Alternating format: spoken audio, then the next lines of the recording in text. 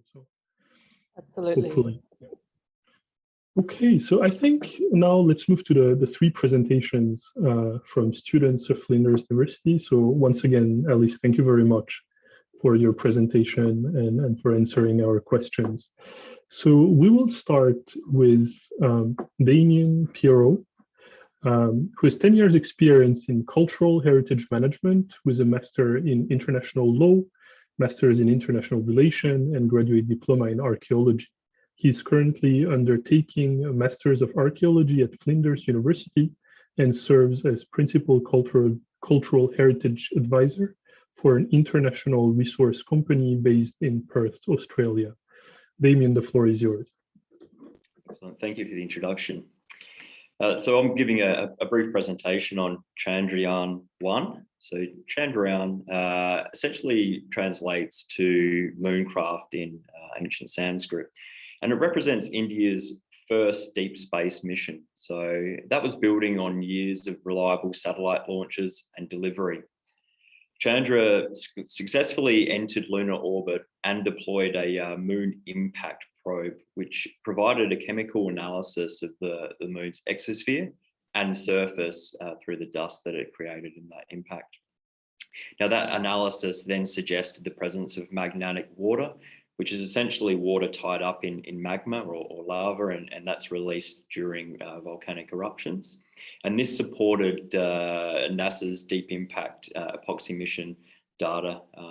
It was supported, later, and some of the Apollo 11 data that came back. So Chandra was launched on the 22nd of October in 2008 from the Satish Dhawan Space Center in Sriharikota, India. The Indian Space Research Organisation, or ISRO, managed the mission with the scientific objectives of terrain mapping, so detailed terrain mapping, and also the chemical analysis that I talked about, in order to better understand the evolution of the moon's creation and how that came about. So the mission demonstrates the effective collaboration of international space community. And in addition to Indian components being on board, it was placed out to the space community to propose that other instruments might be carried on board. And these eventually included instruments from the UK, United States, Germany, Sweden, and Bulgaria. On the 14th of November, while around about 100 kilometers in lunar orbit, the surface probe, so the moon impact probe, was deployed over the southern pole of the moon, and that was near the Shackleton crater.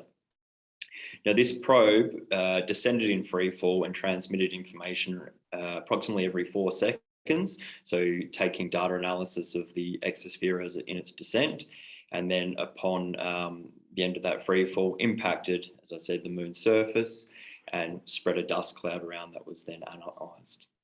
So on board were imaging systems, a radar altimeter, and a mass spectrometer, and that mass spectrometer provided the data of the existence of water. Now, the identification of that water is important for a number of reasons. Firstly, it can potentially be an indicator for the presence of life within those minerals, but also it changes, I guess, planning for future missions to the moon. Water being an important natural resource, and so obviously, given technology, extra weight and all those types of issues, being able to access some of that water may change the planning and then, as Alice had talked about previously, some of those habitation and future missions. So shortly after the deployment of the probe, the spacecraft began to register high temperatures, and so the orbit was increased another 100 kilometers and to try and cool that. Over the preceding several months, there were also other instrument failures that occurred, and eventually lost contact on the 28th of August in 2009. So that was just short of the 2-year mission lifespan, but approximately 95% of the mission objectives had been completed by that time.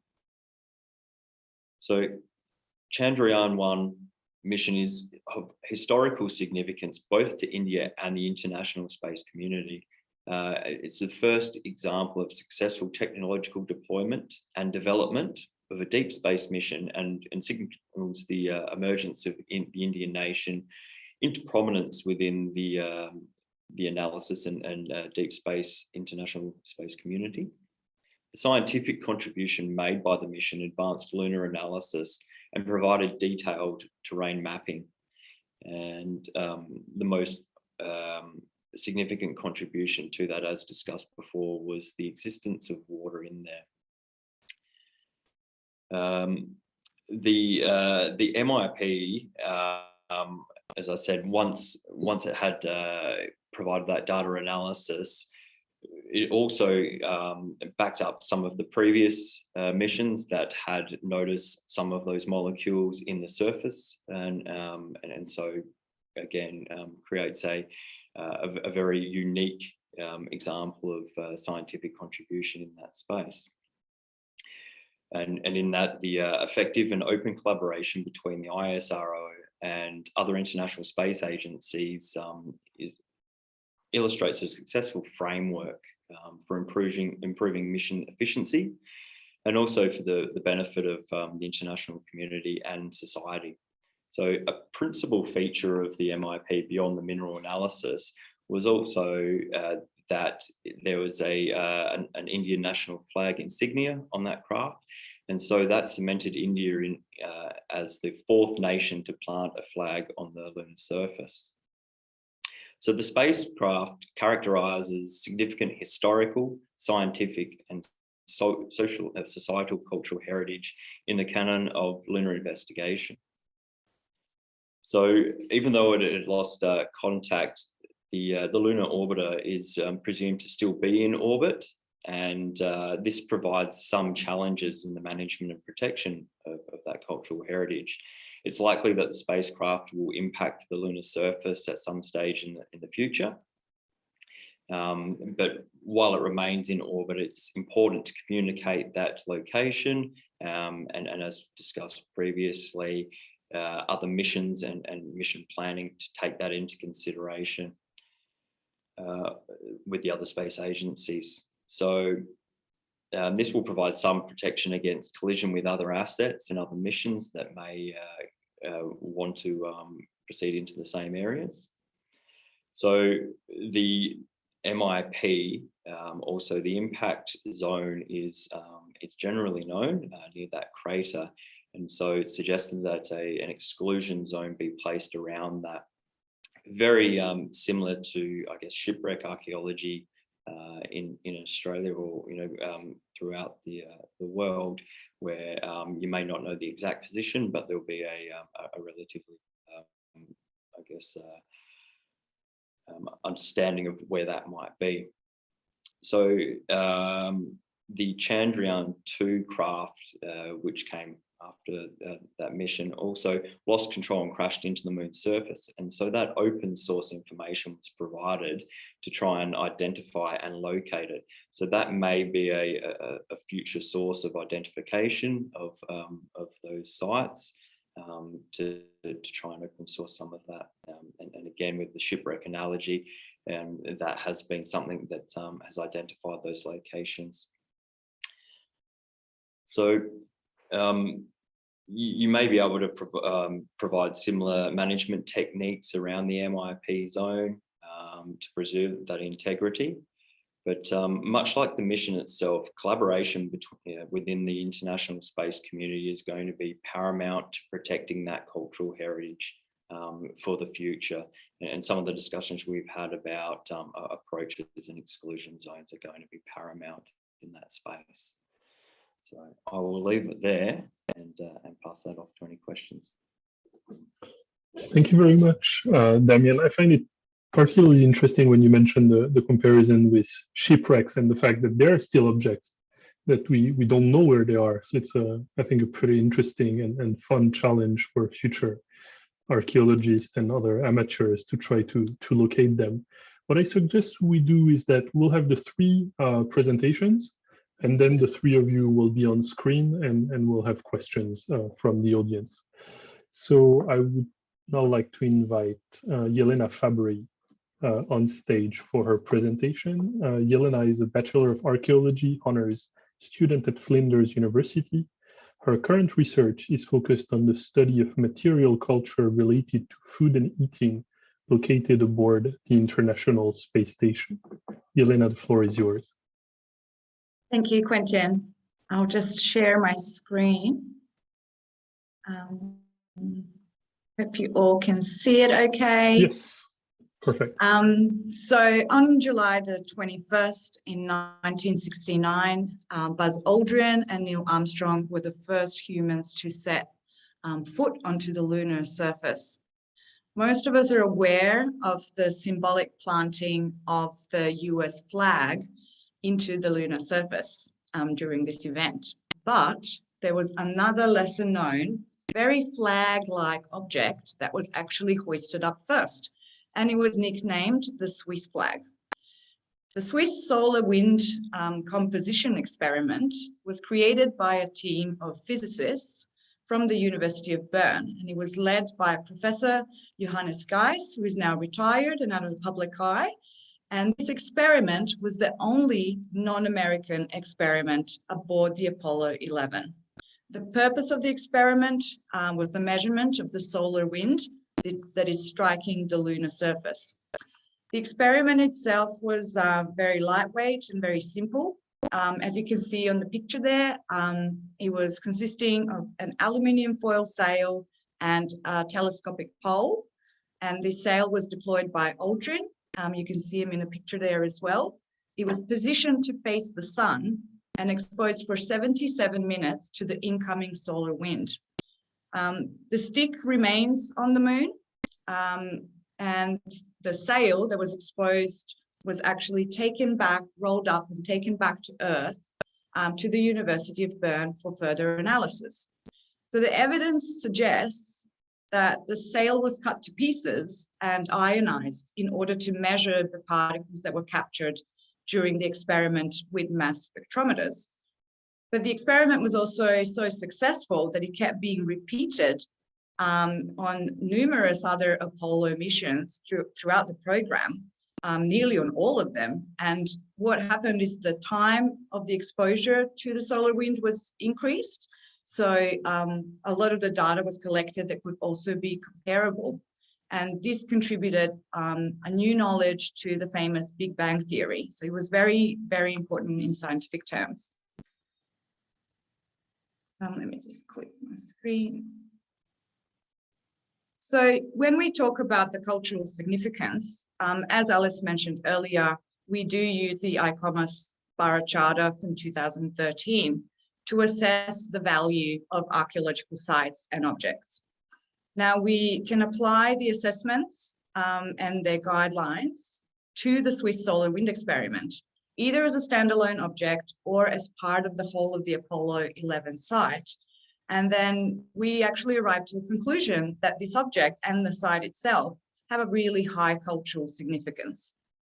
So when we talk about the historic and also the scientific value of the Swiss solar wind experiment, it's very high because it is a part of a site that is so incredibly important in global history. But also it is so significant and meaningful achievement for the Swiss scientists. In 2019, the Swiss Mint actually issued a 20-franc commemorative silver coin that you can see there in the photo to mark the 50th anniversary of the Apollo 11 moon landing and also the Swiss involvement in this momentous event. Apollo 11 lunar landing site also inspired creatively many artists and captivated the imagination of us ordinary people. The luxury book art publisher, Taschen, created a limited edition of these fine prints you can also see there in the middle. And they were based on and actually called the Solar Wind Composition Experiment. The copies were signed by Buzz Aldrin. You can see him signing the special prints. And he is the astronaut that actually set up this experiment, the first ever experiment on any other celestial body, and also the first flag, so to speak, on another celestial body as well. The edition costed $6,000 per print. There were 75 prints and they were, of course, all sold out. Looked on eBay, I couldn't find any.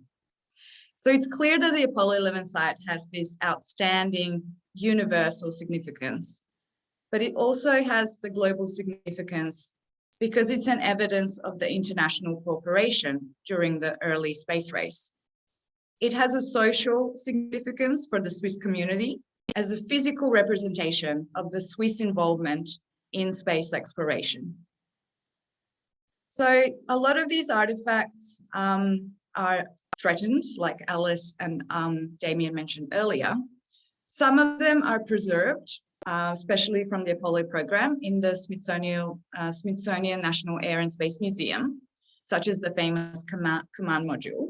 But more than 100 objects still remain on the lunar surface, including the stick that's left over from the Swiss solar experiment. The Apollo 11 artifacts are registered under the US state heritage legislation, but that's as far as their recognition goes from any kind of cultural heritage perspective. There are many dangers that these objects are facing. Some of these dangers are environmental, such as solar and cosmic radiation, the temperature extremes, and of course the effects also of the abrasive dust that Alice mentioned earlier. Other threats are of course underpinned by human activities, such as the future scientific endeavors, the lunar mining, space tourism, and maybe even looting at some point. NASA did develop the heritage guidelines to try to protect these lunar sites. And these guidelines do propose buffer zones, which were already mentioned a couple of times. They effectively can be seen as exclusion zones in which any future scientific or commercial activities are prohibited in order to limit any further disturbance of the sites and the artifacts that are associated with the sites. We have very limited data available on the current state of the Swiss solar wind experiment, as well as the rest of the Apollo 11 site. And this in turn makes the preservation or any management or protection very difficult. We are not confident that the stick is still remaining in vertical position, and we do have our doubts that it was potentially blown over when the ascent module took off to take the astronauts back to Earth. The Bernese physicists that developed and implemented the Swiss solar wind experiment obviously created not only an elegant solution to a scientific problem, but also an everlasting cultural icon that was immortalized in art. This means that the experiment is both cultural heritage of the Swiss people, but also a part of our common cultural heritage of all of humanity. Thank you. Thank you very much, Elena. I think an interesting point that you mentioned at the end was the fact that maybe part of the site was destroyed when the astronaut left. So that yes. Shows how fragile this heritage is. And indeed, I think we're all now very curious to know whether the pole is still standing or not. Definitely.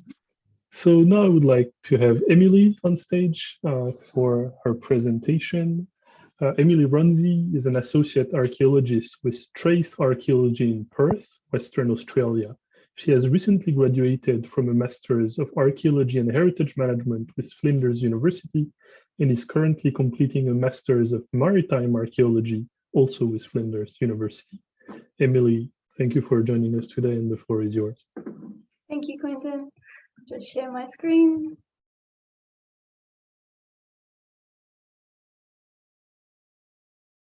So hello everybody, and welcome to my presentation on the Ranger 4. I'm very happy to have the opportunity to share this with you today. So to start with, I'd like to offer a bit of context about the Ranger 4 mission. Ranger 4 was launched on the 23rd of April 1962 from Cape Canaveral, Florida in the United States. It impacted the far side of the moon on the 26th of April of the same year after about 64 hours of flight. The spacecraft was tasked with 5 mission objectives altogether. The first priority of the Ranger 4 was to transmit pictures of the lunar surface to Earth during the 10 minutes of flight prior to landing on the moon's surface. Ranger 4 was also tasked with rough landing a seismometer capsule on the moon, collecting gamma ray data in flight, recording radar reflectivity of the lunar surface, and to contribute to the overall Ranger mission objective of the development of lunar and interplanetary spacecraft. The Ranger 4 was the fourth of 9 spacecraft that were deployed by the United States as a part of the Ranger series, which were designed to obtain close-up images of the lunar surface for the first time. Ranger launches 1, 2, and 3 all failed to impact the moon, with Ranger 4 being the first of its series to reach this destination on the lunar surface. However, the Ranger 4 was not without its own technical difficulties. Most notably, it is believed that an onboard computer malfunction resulted in the solar panels and the navigation systems on the Ranger 4 to fail to deploy when required, and this resulted in the Ranger 4 failing to transmit any images or any data back to Earth. In spite of this, the impact of the Ranger 4 on the moon can still be viewed as a success, because out of the Ranger series, in spite of this, the impact of the Ranger 4 on the moon can still be viewed as a success in the Ranger series, and it documents an important milestone in the attempt to better understand the mysteries of the moon. One purpose of these images that were taken by the Ranger 4 and all the spacecraft in the Ranger series was to provide the planners of the soon-to-be famous Apollo mission with information about the moon's topography at 1,000 times better than what was currently available from Earth in resolution at the time. This information would have greatly aided in the planning of a successful human landing on the moon just over 2 years after the Ranger 4 landed. The site of the Ranger 4's impact on the far side of the moon can be analysed using the Heritage Significance Assessment framework that's currently available in the Bureau Charter. It is important to note that the Ranger 4 will not be an intact spacecraft due to its collision with the lunar surface. So when discussing the Ranger 4 as a site, this must include the damaged spacecraft, the impact crater, crater ejector, and potentially partially melted spacecraft. When analysing the Ranger 4, it is clear that the spacecraft itself, as well as any residue from its impact on the moon, are of historic value. This historic value is due to the Ranger 4 being the first US spacecraft to successfully impact the moon and the first spacecraft to land on the far side of the moon. The Ranger 4 holds aesthetic values as well in its physical design, such as the Ranger Block 2 design that emphasized more and higher quality equipment than the Block 1 designs. Scientifically, the Ranger 4 holds value as well, as it represents the technical innovation and scientific advances that led to a major milestone of contact with the lunar surface, which in turn led to the successful Apollo series of crewed missions later on. Relocating and imaging the site may tell us more about the reasons the mission failed and about the record of human-created creators on the moon. Furthermore, the social values of the Ranger 4 can be expected to grow as humanity continues to explore the moon, and these are better understood.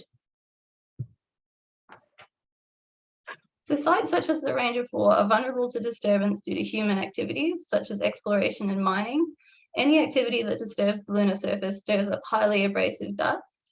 In addition, recent results from the Chinese U2 rover suggest that far side dust is stickier than that on the near side, and it's unclear exactly what this means for sites such as the Ranger 4. Surface activities in the vicinity of the Ranger 4 may result in the spacecraft being coated in dust. The impacts of this are unknown, and environmental threats such as high UV, bombardment by micrometeorites, cosmic rays, high energy particles, and discoloration also pose a threat to the Ranger 4 and may result in the degradation of the integrity of the spacecraft. In 2011, NASA proposed its recommendations to spacefaring entities, which consisted of a set of suggestions to human visitors to outer space of steps that should be taken to best protect and preserve the historic and scientific value of US government artifacts on the moon. Suggestions that were made in this document include the implementation of exclusion zones around recognized lunar heritage sites, collision avoidance windows, limiting speeds of the robotic rovers, and cautionary steps that should be taken to limit the biological contamination of the lunar surface surrounding these heritage sites. Based on NASA's recommendations of approximately 1 to 3 meter exclusion zones and buffers for lunar heritage sites, it would be suggested that a 3 meter buffer should be applied from the extremities of the impact crater of the Ranger 4 due to its high level of historic significance to maximize its protection. The construction of a protective barrier may also limit the exposure of the Ranger 4 to some of the environmental threats that were mentioned before as well. In addition to these suggestions by NASA, further investigation must be conducted in order to propose a legal framework that can be applied to all of the sites on the lunar surface. Initial legislation can be recommended to mimic terrestrial heritage legislation and may incorporate the use of registering lunar heritage sites like we do on Earth, limiting access to the site with the use of protective boundaries, similar to what we do here with exclusion zones, where applicable, and with the aim of protecting sites for preservation and for future scientific investigation. For lunar heritage sites such as Ranger 4, a lack of legislation or current management plan leaves the site vulnerable to both human and environmental threats. So the purpose of this presentation was to open a much needed dialogue about the significance of lunar heritage.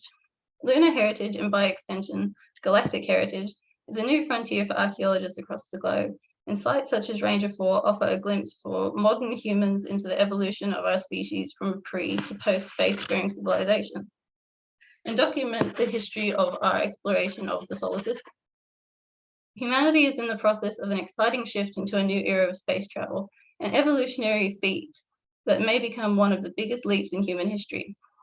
In a future where potentially history may be categorized as pre and post-galactic, our current generation of archaeologists and spacefaring professionals owe it to our successors to preserve the milestones in our journey into outer space to the best of our ability. It is in our hands to offer future generations the answers, at least in part, to the questions that we were given by our ancestors today, such as what are our origins and how did we get here?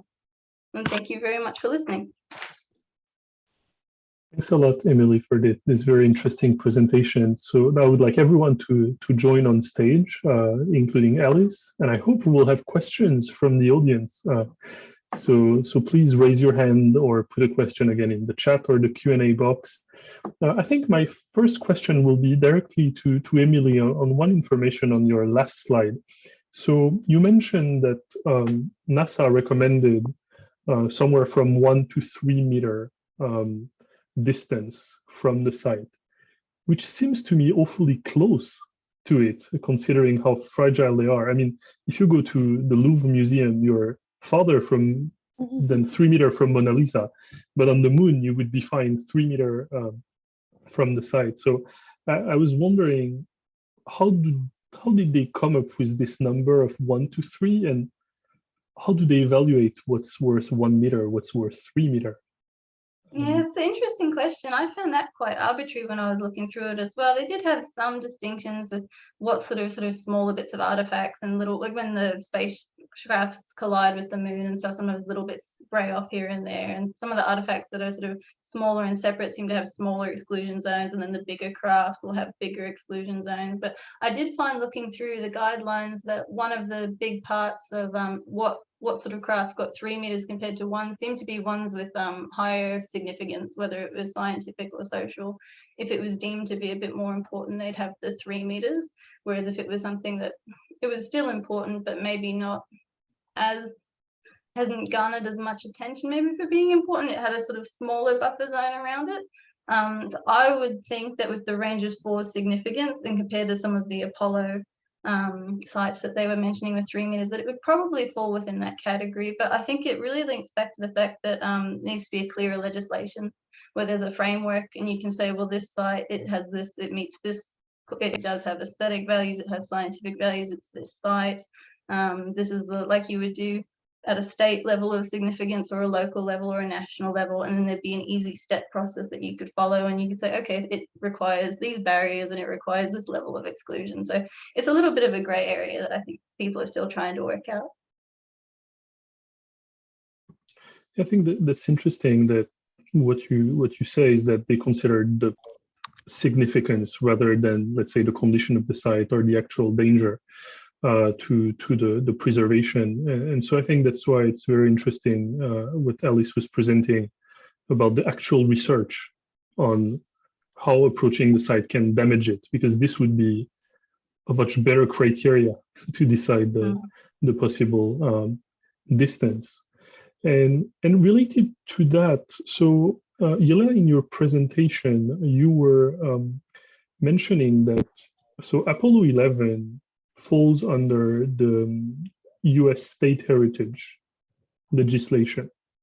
What does it entail in terms of protection to fall under this legislation? Because I mean, Alice was mentioning before that there was this Google Lunar X Prize that wanted to grab a piece of it, but then they thought it was not the best idea, so maybe let's just take pictures.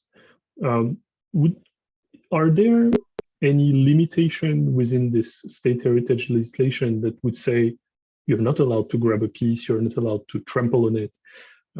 What does it mean concretely to be registered like this? Yeah, thanks. That's a really interesting question. And I think probably a lot of people are wondering what the rules are. When I said that the artifacts were listed like under the legislation, I didn't mean the whole site. So there's a bit of a difference there in between the location itself and also the artifacts that were present there. So we have had space archaeologists go through the records and do a tally of all the different artifacts that were left there. Like I said, there's more than 100 of them. So they are actually what's listed under that heritage legislation, but the site itself isn't. So I'm not quite sure what the details are in terms of removing. Alice always does mention looting as one thing that is a really, really important potential future threat to these artifacts that were left there. But there is one thing that sort of maybe overrides even the state legislation. Like it can't really be related to the site itself because nobody can have ownership of any of the area of the moon. It's in direct sort of contravention to the Outer Space Treaty. So if nobody can own it, it means we can't really impose the legislation onto the actual lunar surface. And that's why only the artifacts can sort of be considered under it. But I think maybe Alice has a bit more info to add on as an answer here. So I'll let her do that. Sure. I might add something to that. So an aspect of the One Small Step legislation in the US is that lunar operators or US ones or contractors to NASA are obliged to follow those 2011 guidelines, which, say don't go there and don't take stuff. However, as is the case with a lot of heritage legislation, a waiver can be applied for, which means that you don't have to follow the guidelines. So what that actually means in practice, we don't know yet.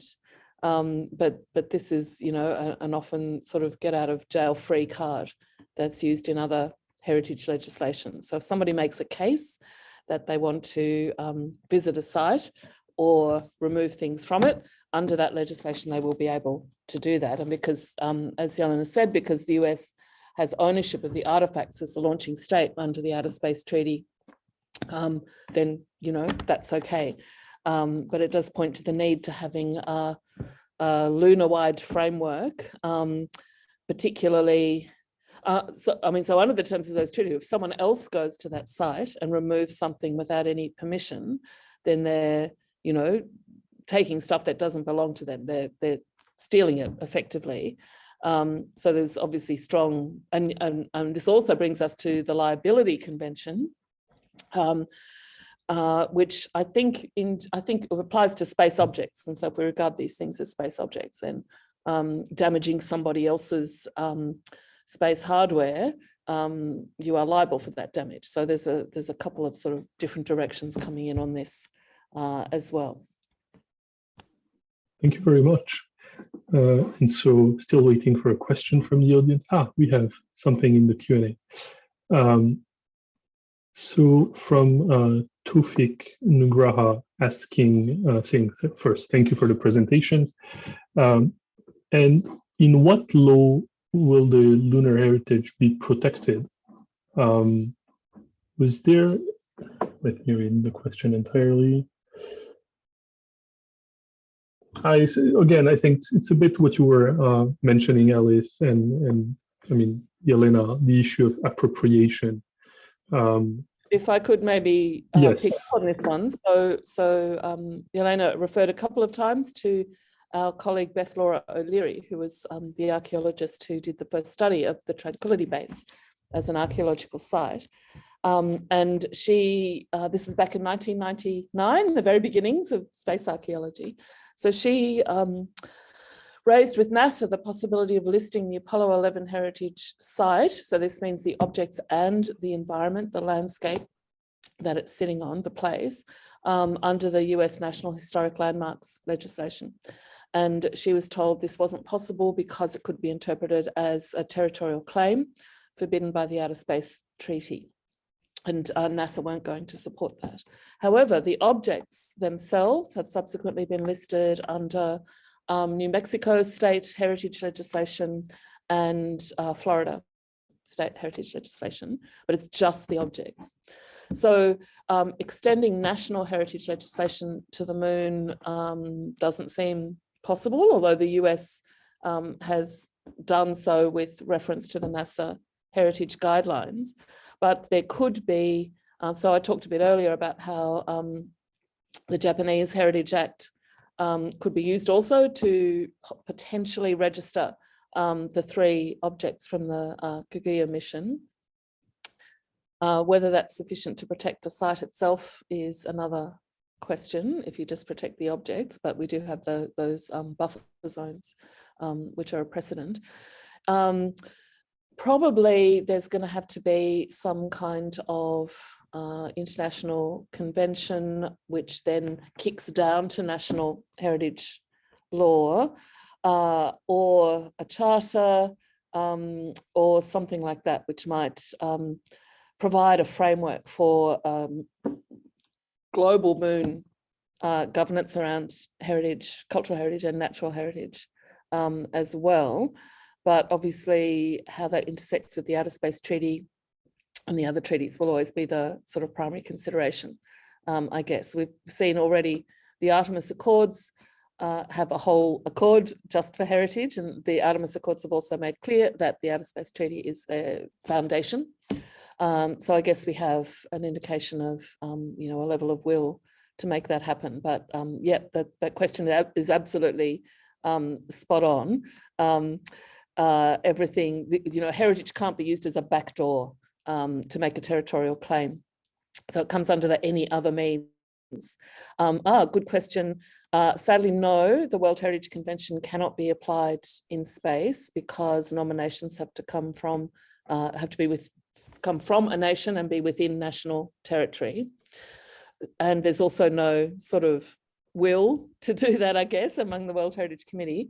There is a possibility that a transnational listing could be made. So if the and this has happened in a couple of other cases. So if you took, say, Cape Canaveral as a heritage place, and I think that is actually on the National Historic Landmarks thing in the US already. If you had a couple of terrestrial places and you included a lunar site as an additional part of that landscape, a landscape spanning Earth and space, you could perhaps make a case that as a space cultural landscape, there should be one World Heritage inscription. And there has been some suggestion this could be attempted, but it hasn't been tested yet. Thank you very much. I would like to go to Damien. And what about India in terms of heritage protection? So obviously the US seems concerned about protecting Apollo and other artifacts on the moon. In your research, could you see whether India had any communication on the fact that they would like to protect this heritage from future lunar activities, Chandrayaan, in particular, due to the fact, as you said, that it's a source of important national pride. It has their flag. And so have you seen anything about that? Yeah, look, it did create obviously a lot of media and a lot of national pride at the time, and it was a big event. Nothing specific on legislation or any attempt to protect it in that space, but yeah, I guess they're at the start of that journey as well, and you know, continuing on with that. So it'll be interesting to watch. I guess they'll probably take the lead in a lot of instances in that international law framework. So yeah, nothing specific, unfortunately, that yeah points to that or any attempt to protect in that space. Okay, Thank you very much. And we have a few minutes left, and there is a question that I think many people may want to ask, and I want to ask it. What led you to study space archaeology? That's a very specific field. A lot of people are not even aware the field exists, or even if they have heard of, they don't know what it entails. So that's why I really wanted to organize today's event. And so I would like to hear from the students here, so the three of you. What led you to space archaeology? How did you discover, and why did you choose to do research on space archaeology? So Damien, well, you have the floor, please. Yeah. Look, for myself, I think archaeology, there's all these emerging, trends and streams in that. So maritime's a really good example of, we were very focused in archaeology on terrestrial archaeology and history, and it was quite obvious and out there. But as technology advanced and also globalization, and we had, as Alice talked about before, journeys and trips and things like that. For me, it was a bit of a frontier. So again, it had that analogy with maritime archaeology, and especially as we are looking human race to move into space, and as technology advances, it is going to be an area of conflict, I believe, and especially with the international law background where I work in. So, cross-territory, extraterritorial disputes and things like that. So that's really where my interest peaked. Thank you. Let's say Emily now. Yeah, I think I share with Damien that I sort of got into it with the terrestrial side of things, and then I got into maritime. I realized that maritime archaeology was something that you could study and be a part of that as well. And then when I figured out that space archaeology, just sort of building on that again, it's just another frontier that humans have interacted with that we can be a part of. I think what makes space archaeology so fascinating too is that it's really happening right now. It didn't happen that long ago, and we have the capabilities right now to preserve it really well for future generations. So I think with a lot of the second master's degree I'm doing in maritime and the first of terrestrial, it's already sort of been a little bit destroyed and damaged, and we're sort of trying to pick the pieces of the story up once it's already broken and put it back together. But with space archaeology, we're sort of living the story. It's happening now. That gives us an opportunity to sort of write history at the same time that we're living it and try to give a more full account of what's happened for the future. So I think that it's really it's a really wonderful generation to be a part of, and it has so much potential to have great impact on the future. So that's really what gets me into it. Indeed, I mean, you're in that sense really pioneers in this field. As Alice was mentioning, there are not so many heritage fields that are 20 years old. So definitely that's a wonderful opportunity. Thank you very much. Elena, why space archaeology? I've just always been crazy about space. It's just been part of my life ever since I can sort of remember. And it was both the archaeology and anthropology of sort of like the study of the human condition and everything that goes along with it, but then also, just the universe. So I studied astronomy briefly before my archaeology degree, and then when I went to Flinders, I learned that a thing that actually kind of marries both of my passions already exists, and it's been pioneered by Alice at our university and many other inspirational people around the globe. Not as many as I would like, but there's hopefully going to be more of us. And I think it's something that kind of makes you closer to the universe as well. It does remind you of how small we are as humans, but how dramatic the changes are that we do create in our environment. Also, I'm really interested in sort of the, I guess, more cultural side of it through sort of things like cultural astronomy. I mean, we live in Australia. We have beautiful connection from the traditional people here with the sky, and it's difficult to ignore. And so it's really, I think, important to, just kind of keep protecting also the natural heritage of the moon, for example, not just the part of the cultural side of the human created side, but just the fact that it's there and it's been with us for millennia, and that it's so important for so many cultures. So I've kind of have different little areas of interest. But yeah, my research is focused on the International Space Station, just like a little mini society out there in space, which is also a great and interesting lens at humanity in a kind of a small way. But yeah, there's so much to learn, so much to understand. And, you know, like Emily said, the sites are continually being created, and with a lot of billionaires shooting themselves in space, I think it's good to have people around that will keep them accountable, you know, environmentally, culturally, financially, legally. So yeah, I think we can definitely contribute meaningfully to the conversation. That's definitely an ongoing one. Thank you very much to the three of you for sharing this with us. And to finish, I would like to ask Alice, if you have a few words to conclude this session, maybe inspire some student to join Flinders and your program in space archaeology. Well, can I just say, wonderful presentations from Emily, Damien, and Elena, these fascinating spacecraft and their stories. There's so much out there. Like we just focused on the moon today, and we focused on such, you know, a tiny number of the places that are the places that humans have created on the moon. And Mars is also, it has its own archaeological record. People are planning to go to Mars as well. And we have sent stuff out through the solar system. The Voyager 1 and 2 spacecraft are currently the furthest objects, human objects from Earth. Pioneer 9 and 10 may leave the solar system at some point in the future as well.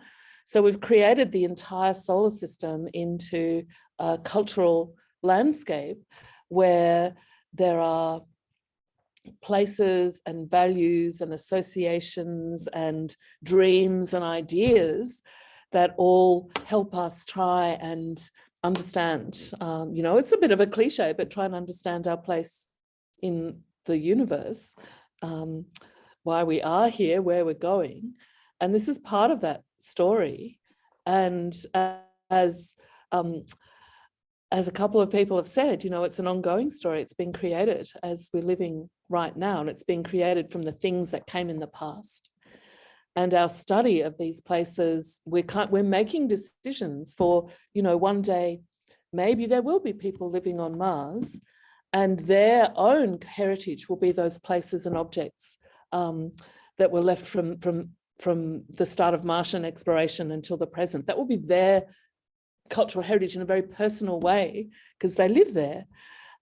So we kind of owe those future generations to at least have an attempt to not destroy everything before they get to have the opportunity to experience it. So I think, you know, for future students or anyone else out there, there is so much to be studied, so much we haven't even thought of. And, you know, you could be one of the people who are creating the way forward with space archaeology. Thank you very much for these wonderful closing remarks and for the wonderful session overall. So I would like to thank our 4 speakers today. It was very, very fascinating session. And I hope you will continue to interact with the University of Tokyo. I hope we can find new events, potentially projects to link what we are doing and what you are doing. So again, thank you very much for joining today's session. And to our audience, thank you for joining us today. Please continue to follow what we are doing at the STIG program. We will soon announce the 4th STIG Space Policy webinar that will be held in May. So let's keep in touch. And again, thank you very much to everyone for this great event. See you soon.